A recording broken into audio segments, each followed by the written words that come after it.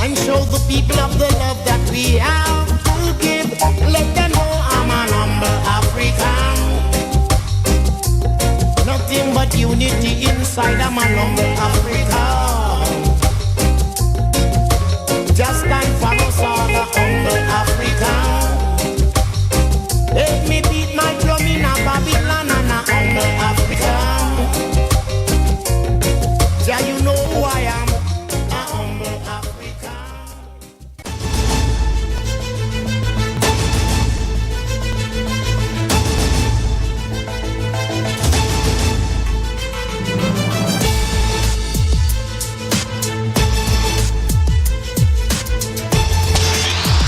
Tired of the ordinary at lunchtime?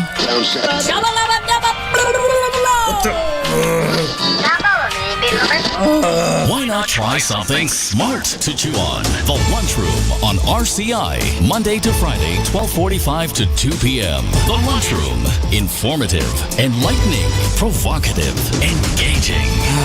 The Lunchroom on RCI, food for thought. The station that gives you, more lunch.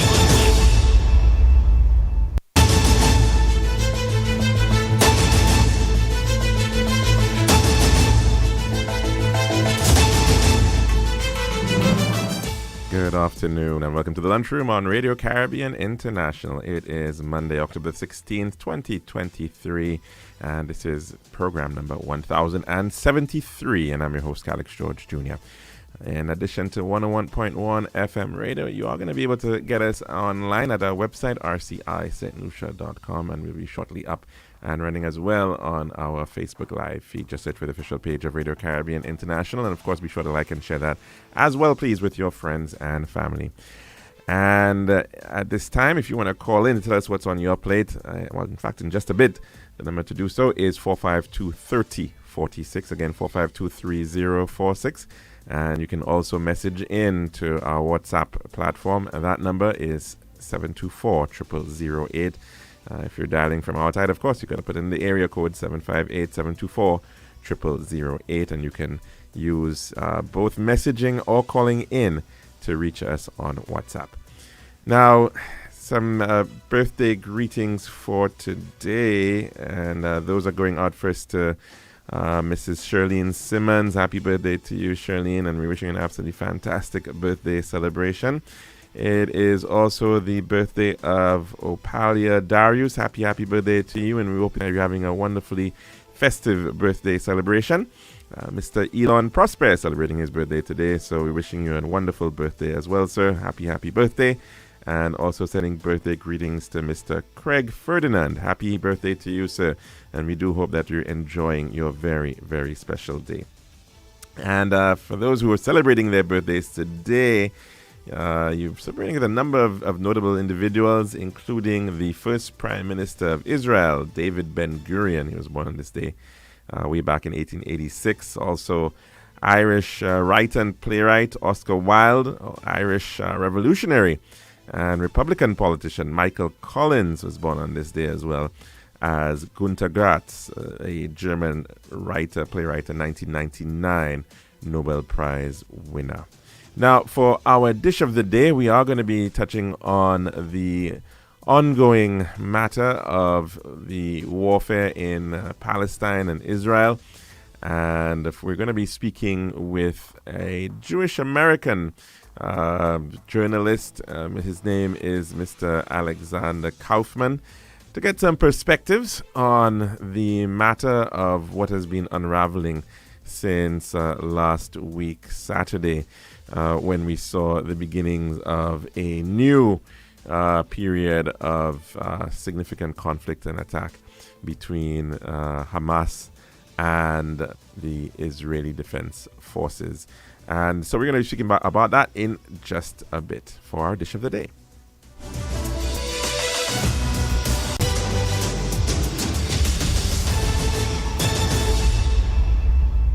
The Daily Dish is brought to you with the kind compliments of our good friends at Tiles Plus.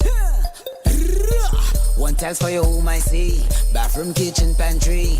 Need tiles for your balcony. Come down to tiles plus satisfaction guarantee. Tiles plus, tiles plus, tiles plus. Big tiles with unbeatable cost. Customer service, A plus. Did all kind of tiles. Come down to tiles plus. We also got gasway and vanity. Books, doors, you'll see.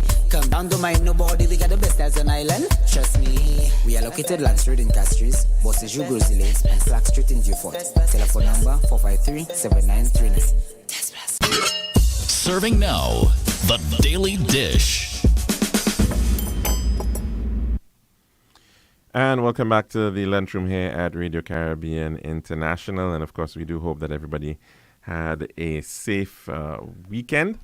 No doubt there was quite a bit to take in. And but to discuss the matter that we have been touching on since last week, and that has been the conflict which has erupted in Israel and Palestine, and that, of course, was precipitated by attacks by Hamas, a Palestinian political as well as paramilitary organization that, in fact, has the political controls part of the Palestinian territories, in particular that of Gaza, that fairly small strip of the coastline along the Mediterranean, which is one of the most densely populated places on the face of the earth. About 2.4 million people fitted into the space of less than that of Barbados. And of course, we have seen considerable amount of loss of life since those attacks, and in particular the loss of innocent lives, individuals who are merely citizens who were in fact becoming victims of this unfortunate situation. It happened on the 50th anniversary of the Yom Kippur War, the start of the Yom Kippur War, which happened back in 1967. Between Israel and a number of Arab countries. And to help us get some sense as to what is going on, and of course to get the sentiments of people both in from a Jewish perspective as well as an American perspective, and very importantly as well from a journalistic perspective, I'm so very pleased that Mr. Alexander Kaufman has agreed to join us here at the lunchroom on Radio Caribbean International. He is based in New York City and is a writer for the HuffPost, and does quite a bit of work in the area of climate change and looking at issues around the world dealing with energy and climate change and how that is impacting us. But he also happens to be an adherent to the Jewish faith, and happens to also have been an individual who visited Israel quite recently. And I'm so very glad that he's agreed to join us here today on the lunchroom at Radio Caribbean International. Alex, are you with us? I'm here with you. Thank you so much for having me on. Wonderful, and good to hear you, of course. And thanks very much for being able to come and to share with us some of your perspectives since the unfortunate occurrences that erupted last week, Saturday morning. Well, maybe first we should begin a little bit, maybe you should tell the audience a little bit about yourself so that you can get some context of where you're coming from. Sure. Thank you again for having me on. I think you gave a really nice summary of the situation and a very generous and complete overview of some of my background. I am a senior reporter here at HuffPost. I generally do, as you said, cover climate change and energy-related issues. I have also done a bit of reporting in Israel. I was actually in Israel earlier this year in February, having arrived there for the first time in about 10 years. It had been 10 years since I'd last visited. And I arrived on the day when they held the largest anti-government protests within Israel in the country's entire 75-year history. Now, this was in the midst of a very controversial set of political reforms that the current government was pushing. Deeply divided the country and certainly is being discussed as something that set the stage for what we're seeing now. And we can go into that, but more about me. I have visited Israel a few times. I am Jewish, but I grew up in New York. My family has been here in New York for 4 generations. So my family immigrated from parts of Eastern Europe over 100 years ago, escaping, the violence and the pogroms, which is a Yiddish term that is widely used to describe, attacks on Jewish people that would happen periodically in the various countries in which we lived as generally persecuted minorities with very restricted movement and very restricted access to different jobs and professions. And at various points in the late 1800s and early 1900s, my great grandparents or great grandparents on various sides fled and came to New York. And ever since, my entire extended family, with only a few exceptions, has remained in the 30-mile radius of the tenements where those ancestors first came. So, while I can speak as a Jew and I can speak as someone who has spent some time in Israel, I see myself as having, the distinct identity as being a son of what I would say is the capital of the Jewish diaspora. Indeed. And to some degree, I think you also identified via marriage with the Caribbean, because I understand, I think you're married to a Puerto Rican. That's very much so. And, Yes. I think part of the beauty of growing up in New York is it's such a deeply multicultural place. We may be the capital of the Jewish diaspora. We're also, we like to say, the northernmost Caribbean city. So, not only is my wife Puerto Rican, that's right, and I've spent a nice amount of time in Puerto Rico, which is a place I hold very dear and love very much. But I have many friends and family and people I'm very close to from all different islands across the region who have come to live on our little island here in Brooklyn, New York. In fact, my father-in-law is also Jamaican. So I was actually Okay. just in Jamaica earlier this year as well. Yes, yes. Now, I mean, you just mentioned, of course, that you were in Israel in February this year. And during this time, and in fact, perhaps a lot of the coverage that was coming out of mainstream media out of Israel was really focused more on the reforms that the Netanyahu government, which has been called the most right-wing coalition because, of course, of his the coalition government that he's had to form in Israel's history, was pushing a number of these judicial reforms. Many of those individuals protesting saw that as a means by which he was sort of protecting himself because of so many allegations of corruption. And that was the dominant coverage that was coming out of Israel for the past good number of months now.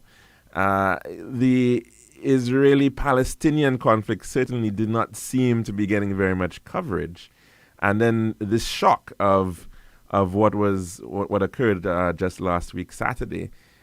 Did you see any of this coming? Did anybody see any of this potentially coming? I think it would be hard to say that anyone expected a security failure on this scale coming from the Israeli state. So Benjamin Netanyahu, that's correct. He is a very right-wing figure. He's also been a very long-standing figure. He's the longest-serving prime sixth minister term right now, isn't it? Yeah. Yes, that's right. And so, he has shepherded the country steadily in a more right-wing direction during that time. And the coalition he was able to cobble together in order to return to power this time around includes some of the most extreme and frankly racist and Jewish supremacist cabinet members of any government that has ever had power within Israel. Now, how were they able to get that power? How are they able to persuade people? There is a lot of different things about their politics that appeal to different segments, and there are many different factors that are changing within the demographics Right. of Israeli society. But one of the major ones is that Netanyahu has always promised that with his iron fist and with a firm hand, he would be able to protect Israeli lives against the various attacks by Hamas or by other militants or terrorists, depending on how you look at it, coming from the Palestinians who were fighting against Israeli policy and would attack civilians. And nothing like this has ever taken place. No amount of killing like this has ever taken place within Israel. So I think it's fair to say that an attack and the mass death of Israeli civilians on this scale is shocking, and that no one expected this. Now, I don't want to say, though, that an attack at all would be unexpected. Now, there are factors that we see at this point, looking back, that seem to make something like this very obvious. One of them being that the Netanyahu government had shifted security forces and troops away from that area of southern Israel that borders Gaza and over to the West Bank, where many people in this right-wing government support the illegal settlements that are being made within that Palestinian territory there to try to claim it. And he was putting troops there in order to defend those things, even though that was widely condemned even by the people who today are full-throatedly supporting Israel. But then secondly, there's the broader context, which is that the Israeli government's policy toward Gaza has been ever more restrictive. It has put the people who live within those borders under conditions that a lot of Jewish people compare to the conditions that Jews were kept in the ghettos in Poland and other places where the Nazis sequestered them before deciding to deport them to death camps. And I think it is fair to say that when you have a government that is deliberately propping up Hamas, which the Netanyahu government has done in an effort to divide the Palestinians and to prevent the more moderate and democratic Palestinian parties from gaining power, and at the same time, kind of continue to restrict them ever more and create those conditions. And when countries like Egypt or Jordan and other neighboring countries aren't admitting more of those Gazans and Palestinians and giving them citizenship, because just admitting them and putting them in a refugee camp is not a particularly good fate to have either, then eventually there will be some kind of a backlash. I don't think that remotely justifies or even comes close to giving any kind of credence to what Hamas did. But I do think that is important context that has to be considered when we express shock over something like this.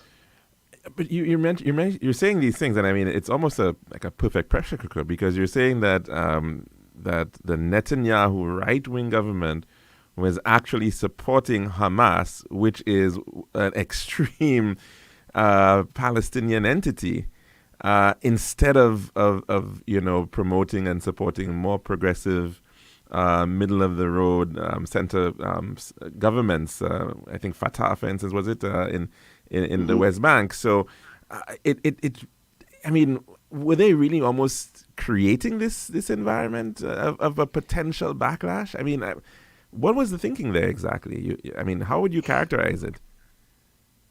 Well, the part of Netanyahu's coalition, and particularly the coalition that he has to be in power now, are made up of people who are very right-wing, they're very nationalist, and they tend to be very religious and pushing for ever more control over Israeli policy being put in the hands of the most orthodox and the most strict of the religious sects within Judaism.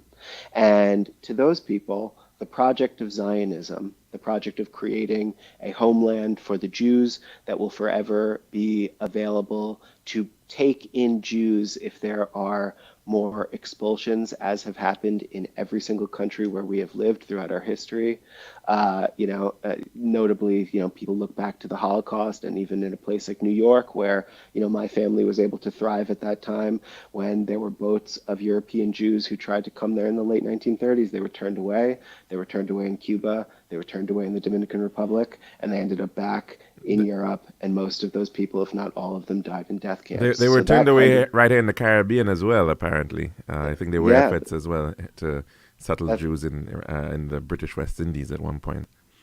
Yeah, so the need, they look to that reality and that history, and they say we need a Jewish state, but they take it a step further and they say we have a biblical right to restore the ancient borders of the Jewish state that existed prior to the expulsion by the Roman Empire. And to them, what we call the West Bank, or what most of the world calls the West Bank, they call Judea. And Samaria, yes.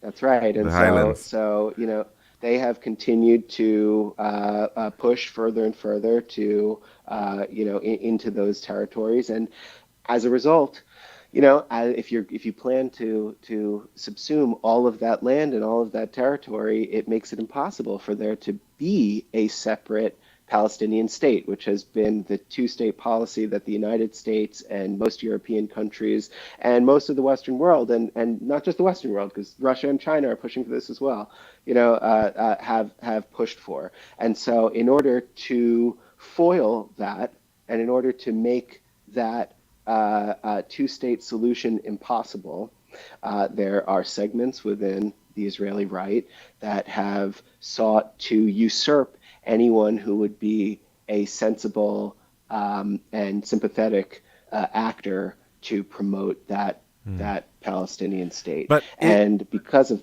that, that you have Netanyahu giving money and support to Hamas, which would never be able to gain the support of the West. Right. And I'm thinking about it because, of course, a lot of this has to do with the politics of that era of coming out of World War II, and of course what happened before that with the whole Zionist movement pushing towards creation of a Jewish state. But is there something potentially, I should say, divisive in the whole concept of a state built on a religious delineation, the concept of a Jewish state versus an Arab state or a Palestinian state? And I'm asking this question, especially given the fact that what we've seen right now, as you rightfully have said, significant infiltration of settlements by Jewish individuals into the West Bank, and the reality, of course, that you've got a region that has roughly half Palestinian, half Jewish in population, as well as a significant population of Arabs, of Palestinians living within Israel as well.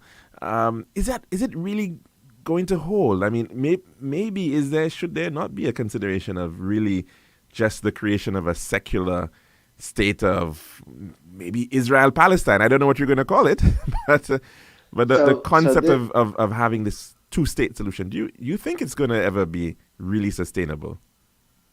It's so hard to say. In this particular moment in time, no clear solution seems remotely attainable because of the heightened emotions, because of the different political dynamics on both sides. I'm speaking as someone who would love for my great-grandchildren to think back on me as someone who kept them in New York as well. This is, I feel that many of the things about Judaism that I love were forged out of being in the diaspora and forged out of our relationships with our brothers and sisters from all over the world. And New York, to me, is a paradise because we can be Jews and we can have our culture and we can be together and organize together and be prominent. Jews make up at least 15% of New York City's population, which is more than anywhere outside of Israel. Right. But it's not just us. And I can be married to my lovely Puerto Rican wife, and be with our family and friends from all over the world. Which there is great diversity in Israel, but I like to live in a place with great religious diversity. That being said, the Jewish people make up only 15 million of the world's 7 billion strong population. We have always been a very small group. Our religion is not one that is spread by conversion. It is passed down hereditarily. So our numbers have always been much smaller than many of the other faiths that are expanded through conversion and evangelism. And as a result of living in many places where there have been evangelistic dominant cultures and religions, and where we have been the minority, our history over thousands of years in the diaspora has been one of repeated expulsions. I was in Paris this past week, and we visited the Jewish Museum in Paris, and you go in and you just see the artifacts that they recovered because they at various points would kick the Jews out of these parts of Europe and then just take our cemeteries and smash all the gravestones and use them for building materials. And a lot of the artifacts in the museum came out of that. And similarly, I was in Amsterdam last year and visited the Jewish Museum there and saw a story very similar to my family's story here in New York, one of prosperousness and one of being in a very integrated and tolerant society. And the vast majority of the Jews of Amsterdam, inconceivable perhaps a few generations earlier, ended up dying in gas chambers. And so, for many Jewish people, most Jewish people, if you look at polling of Jews in Israel, the United States, and the other countries where we have large numbers like Canada, France, Britain, there is widespread support for the maintenance of a state that is controlled by the Jews and can remain in perpetuity a safe haven should that repeated history over thousands of years of expulsions and extermination campaigns take place again. And for a lot of Jewish people, I'm not saying this is necessarily my viewpoint, but for a lot of Jewish people and a lot of people I am speaking to over the past week, some of the some of what they've seen, both in terms of this Hamas attack and some of the reaction to it, and some of the very hardline views in favor of the Palestinians above anything that Israel does, reaffirms to them that people don't have necessarily, they feel very isolated, and they don't have and that people, even after everything that people understand about the Holocaust and everything else, that there isn't really an understanding about how few of us there are and how recent that history is. I also want to point out, when it comes to this, that some of the most ardent supporters of Netanyahu and some of the most ardent supporters of maintaining Jewish control of any state there are people who are not Ashkenazi Jews, that's the term that describes the kind of European Jews, such as myself, that came from Eastern Europe primarily, but are what get called in Israel Mizrahi Jews, the people who are from North Africa, from Iraq, and different parts of the Middle East. And they escaped expulsions much more recently than 1945. Many of those people at various points in time were driven out of places like Baghdad, which had an enormous and long-standing thriving Jewish community, places like Tehran, and elsewhere in the Middle East, when the various governments in those places chose to collectively punish them or persecute them for the actions of the state of Israel. So to those people, they say, look, we just very recently escaped the kind of finicky cruelties of governments that said that they represented the Muslim majorities in these various places. And those voters, I don't see any world in which they would accept a binational democratic state where Muslim Arabs would be the majority almost immediately, if not in a few generations, based on demographic the way trends. that demographic trends are going. I mean, it is the irony of the entire thing, because as you mentioned, the hope was, of course, to create a Jewish homeland which would be a safe haven, but it really doesn't feel like it has been a safe haven for most of its history. especially given, That's of course, true. it is really within a sea of Arab influence, and it, of course, it has been seen by many of these countries as being a sort of a blotch on their own territory, so to speak. But coming back to what we saw, just last week, and what is continuing right now as a result of it. I mean, you know people personally who were impacted, of course, by these killings by Hamas.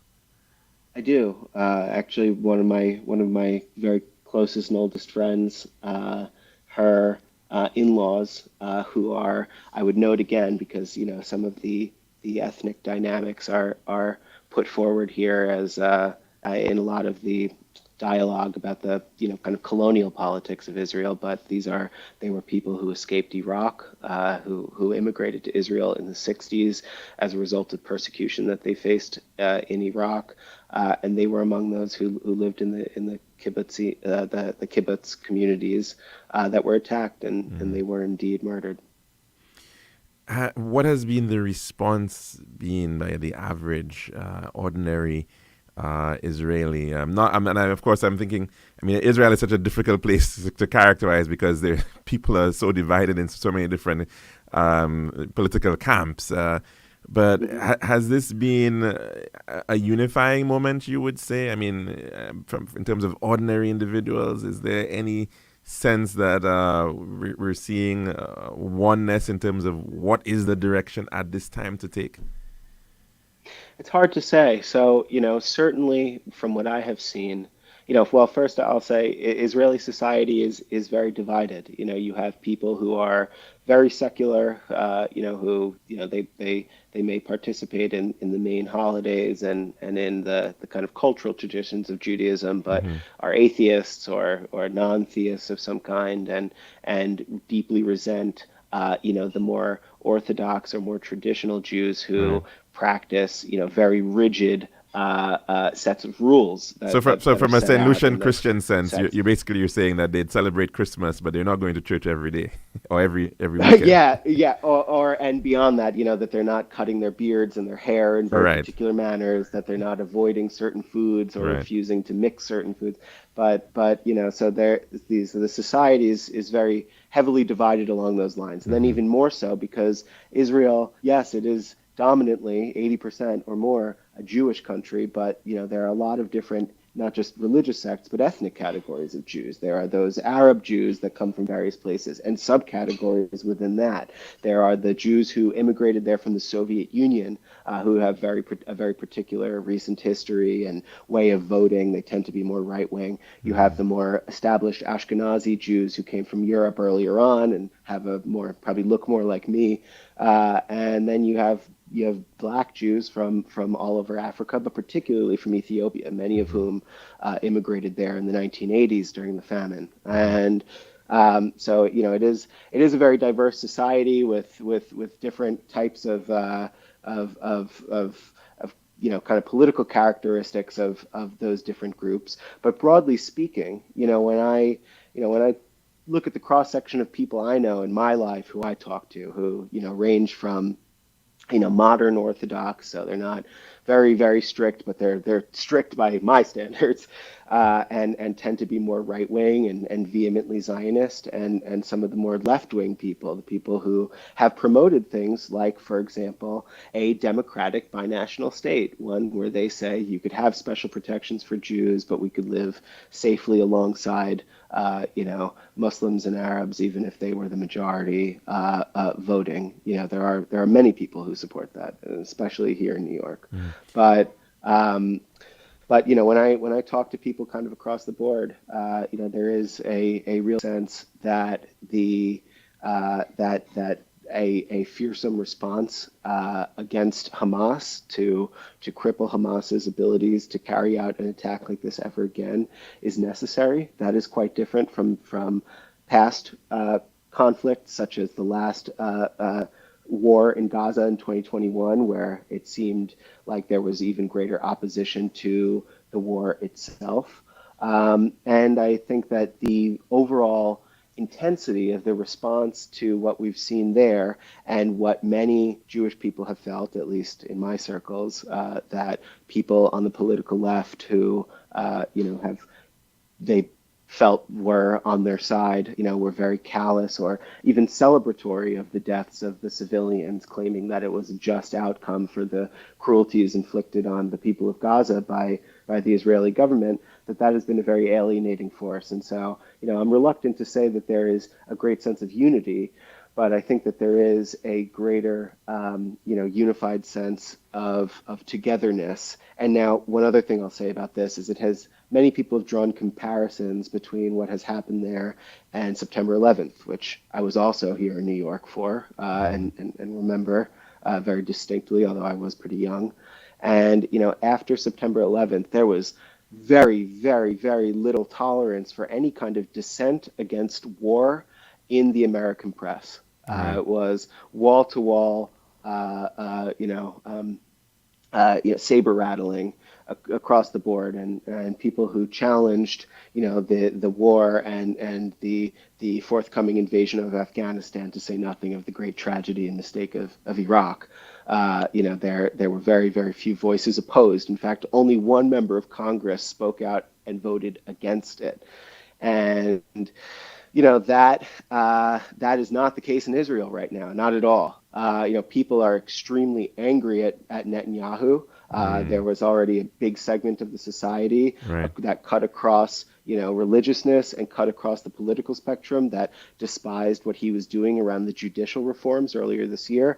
Many of those people are fearsomely against Netanyahu now. They say the one thing you promised us was security, and you failed worse than any Israeli prime minister in history. And he, and the last time in the Yom Kippur War you mentioned earlier, the Israeli prime minister resigned over it. Netanyahu has not resigned. And so when Netanyahu's ministers have showed up to hospitals or to funerals, they have been shouted out and had coffee thrown at them in one video I saw. And when I read the Israeli press, both in English and, translated from Hebrew, my Hebrew is not great, but, there is a really wide range of political opinion that is being expressed right now, something that is very far from even what is being expressed in the American press right now, or what was being expressed in the American press at the time of 9/11 regarding our own terrorist attack here. So, while yes, I think Israelis are unified and Jews tend to be somewhat unified by this moment, I think there is a great amount of dissent and arguing about what ought to happen next. It's not, people are not in lockstep. What I find very interesting as well, because as you're rightfully saying, there was support by Netanyahu for Hamas. And even though they knew that Hamas was an extreme entity, but yet still, we're now seeing Netanyahu and his cabinet using languages of calling Hamas monsters, and these are animals who did this type of act. And it seems, like double speak in some respects, because was it that they were hoping that this would happen? I part of me is wondering, well, what really was that approach, and is that message really helpful right at this point in time, especially using this type of language? I tend to reject any language that dehumanizes another person on any side, and I think that the sheer factual brutality of what Hamas did and the facts of Hamas's very constitution saying that, it exists for the purpose of killing Jews, makes that type of dehumanizing language unnecessary. I think that just stating the facts and describing what this group has done is more than sufficient to make any humane person understand the horror of what took place and understand the reasons why, the Israeli government feels compelled to operate with brute force against them to foil any future attacks and to respond for what happened.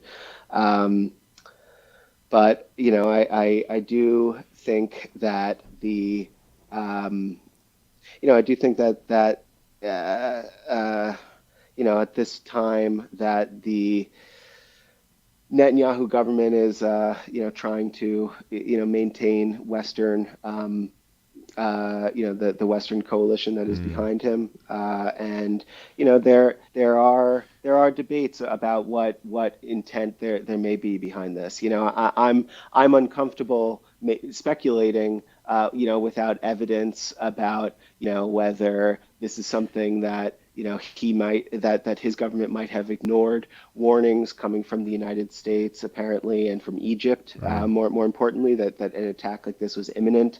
That questions are now being raised about why the IDF forces were moved from that area over to the West Bank. I mean, these things generally seem like they might be circumstantial. It might be a situation of arrogance. I tend to not buy into more conspiratorial-minded thinking. I lived through a lot of that in the years after 9/11, when there were a lot of conspiracies about whether the Bush administration allowed September 11th to happen in order to justify wars in the Middle East.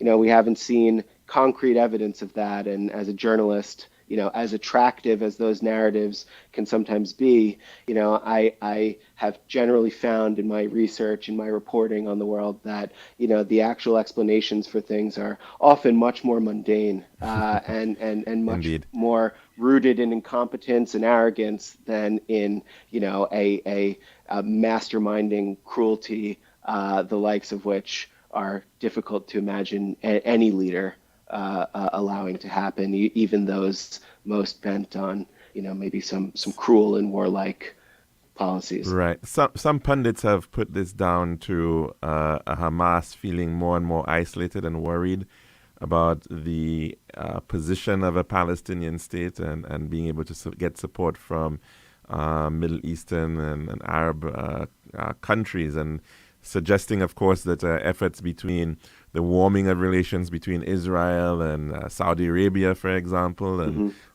other Arab states may have caused them to begin to think that they were losing their political clout in the Arab world and had to act somehow, and this may very well be as a result of that. Do you see that? Do you buy that argument? And then, more importantly, where do you see this conflict placing Israel-Middle Eastern relations moving forward? I think that is, I think that is very widely accepted analysis of the political dynamics and the reasons, perhaps, for the timing.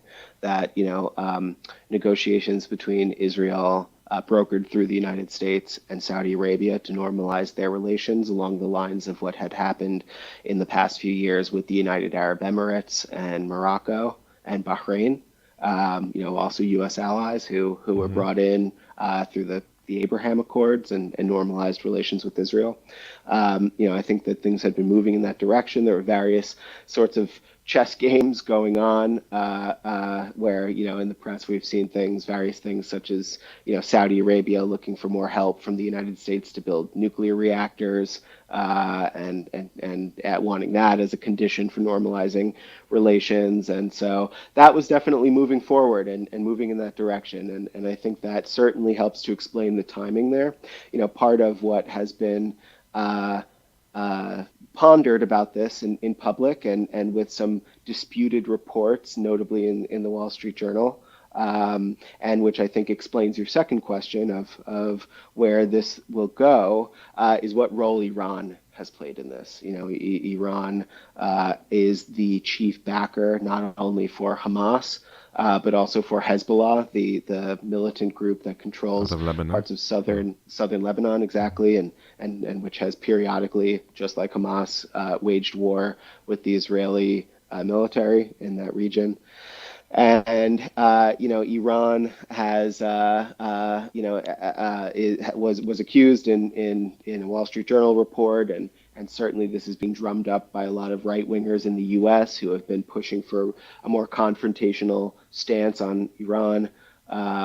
that Iran has some role in this. So far, as recently as last night, when 60 Minutes aired an interview with President Biden says that very clearly that while he would not, I'm almost getting this quote verbatim because I watched this morning, that while he couldn't divulge classified information on this, that there's no evidence right now that Iran played a role in orchestrating and planning the attack that we saw Hamas commit on Israeli civilians on October 7th. So, Iran had signaled yesterday as well that it could potentially enter the conflict if Israel doesn't let up on its bombing campaign in Gaza and if Israel chooses to invade Gaza and occupy it again. It's unclear what role that entry would be, whether that means it would be increasing its supplies and training to forces like Hezbollah and Hamas, or if it would be committing actual troops. But that dynamic certainly weighs on what will happen in the broader region, and some of why those Gulf Arab states are normalizing relations with Israel, perhaps in the first place, because Israel, those Gulf Arab states tend to, or have historically seen Iran also as a foe and a regional rival. There are various reasons for that, including some religious and some, I think political and economic is probably the more salient aspect of it. But the that kind of common enemy, even though there was recently a peace deal between Saudi Arabia and Iran brokered by China, but that common rival and that common enemy has, perhaps created a little bit more sympathy in some Arab governments for Israel and its position than we might have seen in past decades, where we've seen flare-ups of violence like this. So it's really hard at this point to tell what will happen next. The United States is obviously flexing its power in the region very heavily. Right. There have been signs that just yesterday, I believe, or reading this morning, that the Saudi officials sort of snubbed Secretary of State Antony Blinken and said it was going to be an evening meeting, and then left him waiting all night and met with him in the morning. So there are a lot of moving pieces to this that make it hard to speculate, but there are certainly a lot of tensions and a lot of different coalitions, I think, at play that will could push things in one way or the other. There's been a lot of characterization of Israel effectively being an apartheid state, that the treatment of Palestinians is akin to what the blacks in South Africa were experiencing, that you effectively have one group of individuals who don't have a nationality. They, generally speaking, are much poorer, don't have the kind of access and freedom of movement as the other people living in the same region. Is there really going to be a sustainable solution unless there is a change of the overall condition of the people living in Gaza, in the West Bank, to feel as though that they are certainly they've got the same opportunities and they've got the same rights and freedoms? I don't believe that there can be any kind of peace while, millions of people remain stateless and under the yoke of a government that they have no say over. I think that is demonstrably true by the fact that peace looks further away than ever before in this moment. Whether those people ought to be brought into the voting polity of that government, currently the government of Israel, or whether there ought to be two separate states where, those Palestinians can have citizenship and have a say over what goes on over a piece of land that they control, is where I think, you see this current debate. Now, as far as the apartheid language, that has certainly grown in how widespread its usage is in recent years, especially in response to the deepening, right-wing policies of this Israeli government and most recent ones as well.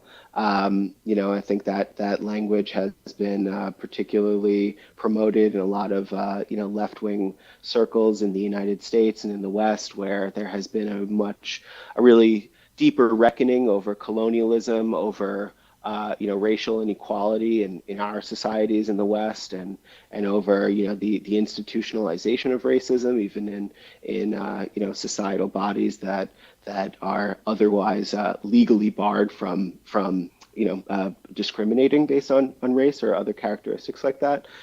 So, it's hard to, I'm not here to argue one way or the other whether that language is right. But, there are, for people on the Israeli side who say that, the language of apartheid within Israeli society and not necessarily within the occupied territories. Within the occupied territories, it would be hard to argue one way or the that it isn't something akin to what South African, Black South Africans faced. They have no say, and they are under a military occupation and frequently subject to violence. But within the territory that is internationally recognized as rightly under the control of the Israeli government, it becomes a question of what the future of Israel and what the necessity of, again, a state that is dominated by and controlled by the Jews ought to be. For people who are Zionists and who might reject the language of apartheid, at least in how it would describe, again, the Israeli state, not the occupied territories. I think that they would say that what separates, Israelis' relationship from that term, as it compares to, Boer Afrikaners in South Africa, or, British Rhodesians in what is today Zimbabwe, that those Brits and Dutch people did not have thousands of years of history in that land, and unlike the British and the Dutch, Israel is dominantly made up of many people who are from that region. They look Arab. They are more ethnically Arab, the Mizrahi people that I was discussing earlier, and many of those people were forcibly displaced again from those other countries in the Middle East. So, if they are colonizers, if they are, like Boer Afrikaners in an apartheid, I think that a lot of them would say, well, where are we supposed to go? There are many people now who are very pro-Palestine. They say, these white Jewish guys, go back to Brooklyn, go back to Europe. A lot of those Jews would say, wow, only a few generations ago, we were seeing anti-Semitic propaganda in Europe telling us to go back to Palestine, and here we're being told again to flee and go somewhere else. But for, again, that huge segment of Israeli society that is made up of ethnically Arab Jews who live in the Middle East and who fled persecution or violence in some of those other Muslim majority countries, I think that some of those analogies, those historical analogies to African colonialism and to apartheid in sub-Saharan Africa can come across as offensive, and that's not, again, this is not my sharing my personal view on the apartheid term or how it describes it, but I think that is important context that adds some texture to it, and maybe can help your listeners to think outside of the historical analogies, because I think especially with anything Jewish, it becomes so easy to get swept up in them on both sides. As soon as the language about the attack by Hamas was the most Jews killed any day since the Holocaust, that invoking the Holocaust is a very emotional and powerful thing that causes Jewish people to become very defensive. And in the same way, I think, when people on the Palestinian side invoke the term apartheid and to describe aspects of Israeli society outside the occupation, that becomes a very hurtful thing where, suddenly those Arab Jews who again had to flee their homes much more recently than the people escaping the Holocaust in Europe suddenly feel very insecure in their place and feel like their experience is being subsumed into the experience of the white and Ashkenazi Jews of their country, who tend to have more of the wealth and tend to have more of the privileged places within the society to begin with. So it's quite charged, I think, and again, I'm not here to say what is the right way to describe it or not, but I think that's important context. Indeed, and there's so many different facets to go through, but unfortunately, I think we're pretty much out of time already to discuss this matter.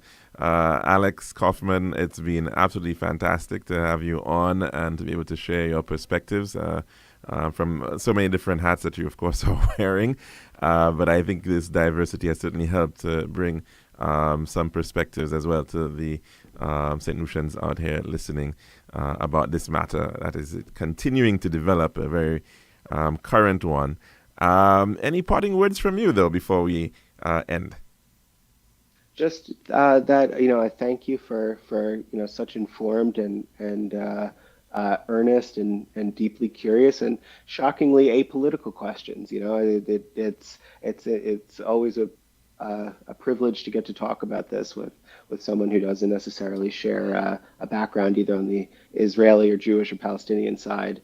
Who really understands the contours of this, and so I thank you, and I thank you for sharing that with your audience, and I guess in this moment where we are inevitably forced to look at so much tribalism in the world and questions of that, I guess I want to say to your listeners that I'm grateful that for those of us who can live here in the Americas in societies that are built on melting pots, because I really think that the future of the world is that, and at least my world and the world of the last 4 generations of my family has been that, and it has led us to a place of prosperity and happiness and love and a much wider range of delicious foods and music and culture that we get to enjoy. And I wish that on everyone in the world, because my life is very rich for those things. And in fact, I do remember you sharing that Jews in New York on Christmas Day eat Chinese food because that's right. That's usually what's really usually open, these Chinese restaurants, and that's a really interesting tradition, and to bring home that point that you're making, of course, of that wonderful melting pot of people sharing and ensuring that we can continue to live a more peaceful world. Indeed. Yeah. Thanks very much, Alex, and do have yourself a wonderful day. Thanks again. And that's our dish of the day, which is pretty much our entire program. We're going to take in our weather report when we come back, and then a quick wrap-up. The Daily Dish.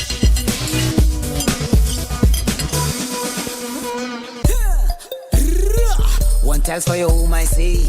Bathroom, kitchen, pantry. Need tells for your balcony. Come down to Tells Plus, satisfaction guarantee. Tells Plus, Tells Plus, Tells Plus. Big tells if unbeatable cost. Customer service, A+. If all kind of tells come down to Tells Plus. We also got gas and vanity. Books, doors, you'll see.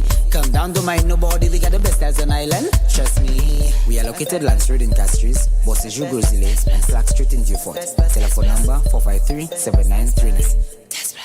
Hurricane season can be unpredictable, but your business doesn't have to be. In the face of adversity, you need a partner that goes above and beyond. Choose the path of resilience and certainty with C&W Business. Through disaster recovery as a strategy solution, C&W Business will safeguard your critical data, maintain seamless communication channels, and help you bounce back faster than ever before. Visit our website, cwcbusiness.com/myopenbusiness to learn more.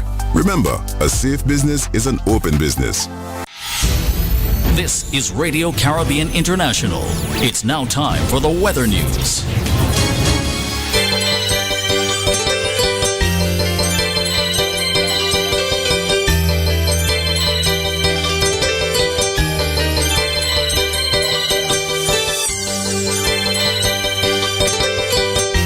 And that's all, of course, on the 1.1. It's now time for your weather report as of 12 noon today.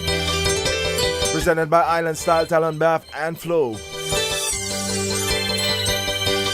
The forecast for St. Lucia valid for the next 24 hours. Winds will be blowing from between the east and east-southeast near 14 miles per hour or 22 kilometers per hour, becoming lighter at times. The weather fair skies becoming cloudy at times with a few scattered showers.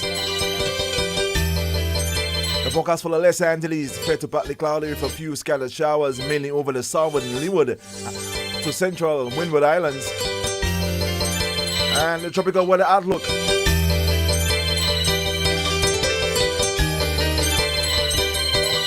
The Atlantic high pressure system will continue to generate light to moderate easterly winds across the Lesser Antilles over the next few days. Low-level clouds drifting along the wind flow will cause a few scattered showers over the central portions of the region during the forecast period. An area of low pressure located over the central tropical Atlantic is moving westward near 9 miles per hour or 15 kilometers per hour. This system has a high chance of tropical cyclone formation during the next 7 days. Also, a tropical wave located over the eastern tropical Atlantic is moving westward near 10 miles per hour or 17 kilometers per hour. And this was the weather report as of 12 noon today, presented by Island Style, Thailand Bath and Flow. This has been RCI's Weather News. For more information, call the Weather Hotline at 454-3452. RCI 101 number 1. St. Lucia, get your home ready for Christmas with Island Style Thailand Bath. From now until Christmas, get amazing discounts of 12 to 20% off on porcelain and ceramic tiles with new arrivals each week. And that's not all. We have tile strips, tile cutters, blades, and tile accessories for that perfect tile installation. Plus, more incredible in-store specials available and mosaic and bathroom fixtures. Get a head start on your home or commercial project and to make your home more inviting this holiday season with our Ready for Christmas clearance sale. Visit us in Castries, Rodney Bay, and Viewfort, or call 450-452 or 453 Tile today. Hurricane season can be unpredictable, but your business doesn't have to be. In the face of adversity, you need a partner that goes above and beyond. Choose the path of resilience and certainty with C&W Business. Through disaster recovery as a strategy solution, C&W Business will safeguard your critical data, maintain seamless communication channels, and help you bounce back faster than ever before. Visit our website, cwcbusiness.com/myopenbusiness to learn more. Remember, a safe business is an open business.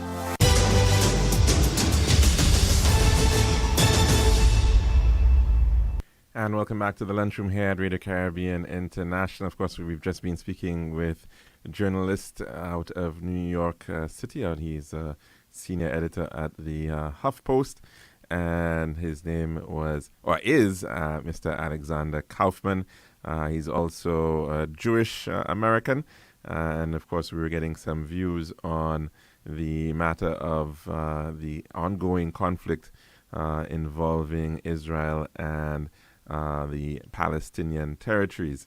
Of course, this is not going to be a matter that is going to be in any way, of course, resolute or definitive at any one point. It's an ongoing conversation, no doubt, but hopefully some more context to the what we're seeing and what's happening and the viewpoints of individuals.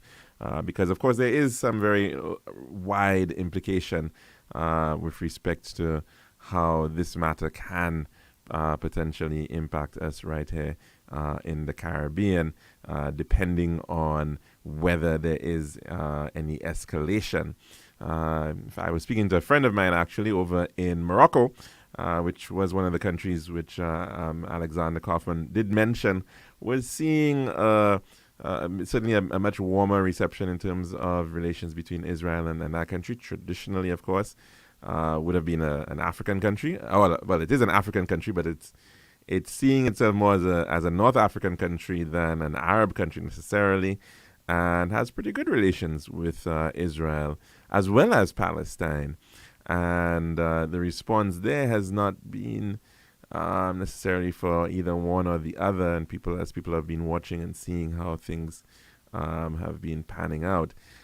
So certainly we are living in a world that is changing, but certainly there are still some major lines of conflict which will continue to impact us, and hopefully let us hope that we can see some potential bridges being built, not just the continued warfare and use of missiles and armies marching in, but certainly the need to build societies at this time is really, really important, and they have to be built on fairness and equity and opportunities for everyone.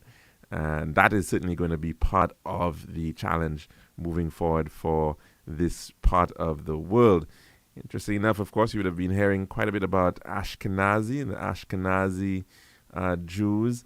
There's been a lot of research genetically looking at that population, and one belief is that they actually come from just about a population of about 300, just 300 people, representing all of, really largely the most of the Eastern Jewish population, which was considerably large, of millions and millions of people by the time of the Holocaust, but they only really came from about 300 people by, I think, somewhere around the 1400s, which in fact suggests a considerable decimation of the Jewish population in Europe somewhere back in the 1400s, that only a very small number of them were left, and out of which we see millions of people right now who consider themselves to be Ashkenazi Jews. But I'm raising that matter as well within the context of when a lot of research is being done looking at the genetics of people who identify as Palestinian and people who identify as Jews coming out of Europe. Yes, the population of Jews coming out of Europe will have European mixes, but there is really not very much genetic difference between the Palestinian and the Jew. And in fact, remember, that's really a matter of religion, a matter, and not so much a matter of ethnicity or genetics. And so significant similarities exist in that regard. And that is really the challenge of when we look at these situations. A lot of them really are matters of culture and not so very much necessarily any kind of racial distinction in many instances. But it goes to show that significant work has to be done in terms of overcoming these differences and finding more of our similarities. But that's all the time we have today here at the Lunchroom. We'll be back again actually not tomorrow. We're going to be off tomorrow, but on Wednesday we'll be returning for another program. We hope you can join us for that, God willing. I'm your host, Alex George Jr., saying goodbye.